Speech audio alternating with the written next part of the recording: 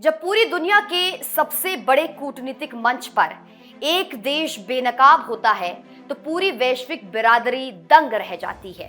संयुक्त राष्ट्र की सुरक्षा परिषद में भारत ने पाकिस्तान को एक बार फिर ऐसी खरी खोटी सुनाई है कि इस्लामाबाद के पास कोई जवाब ही नहीं बचा।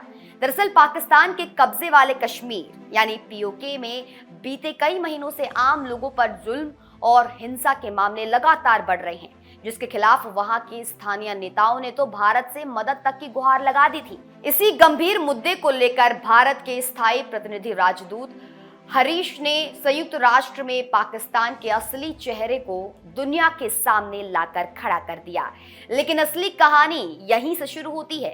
राजदूत हरीश ने साफ शब्दों में कहा कि पीओके में कश्मीरियों के बुनियादी अधिकारों, अभिव्यक्ति और आजादी का दमन कोई अचानक हुई घटना नहीं है, बल्कि ये पाकिस्तानी सत्ता द्वारा पिछले 8 दशकों से रची जा रही एक सोची समझी साजिश का हिस्सा है।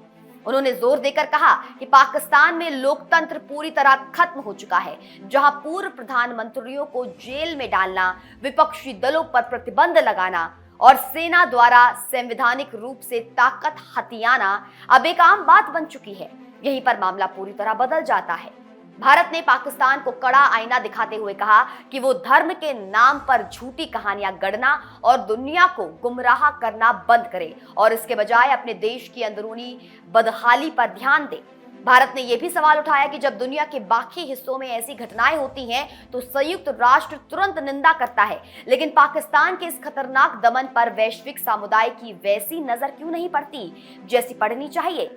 लेकिन कहानी में अभी सबसे बड़ा मोड़ बाकी है। पाकिस्तान जब जब वैश्विक मंचों पर जाता है, उसका इस्तेमाल अपने विभाजनकारी एजेंडे के लिए करने की कोशिश करता है, भारत उसे कानूनी और संवैधानिक सच्चाई याद दिला देता है।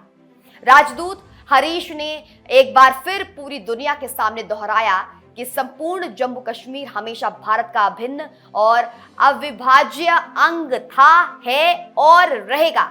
उन्होंने स्पष्ट किया कि जम्मू कश्मीर को लेकर अगर कोई एक मुद्दा पेंडिंग है तो वो केवल पाकिस्तान द्वारा भारत की जमीन पर किया गया अवैध कब्जा है। अब सवाल ये उठता है कि क्या अंतर्राष्ट्रीय मंच पर लगी इस जबरदस्त फटकार के बाद भी पाकिस्तान अपनी हरकतों से बाज आ पाएगा।